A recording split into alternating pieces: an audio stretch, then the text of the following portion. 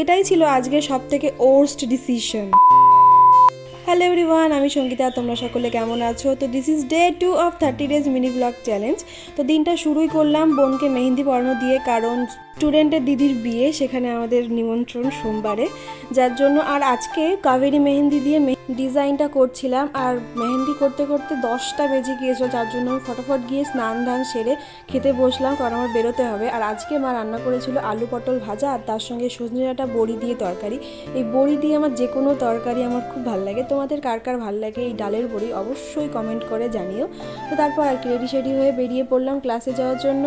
আজকের ওয়েদারটা মোটামুটি ভালোই ছিল, রবিবার তাও বেরোতে হয়। হ্যাঁ, সবার রবিবার তো সেম হয় না।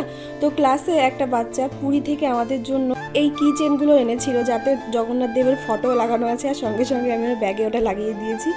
তো পাঁপড় ভাজা খেতে খেতে বাড়ি ফিরলাম। বাড়ি এসে রায়ের সঙ্গে কিছুক্ষণ খেলা করার পর বাবা গেছিলো বগুলা থেকে দিয়ে এসেছে এই চিকেন পকোড়াগুলো। কলেজের সামনে এই চিকেন পকোড়াগুলো ছোট হলেও খেতে এত ভালো লাগে, তোমাদের আর কি বলবো।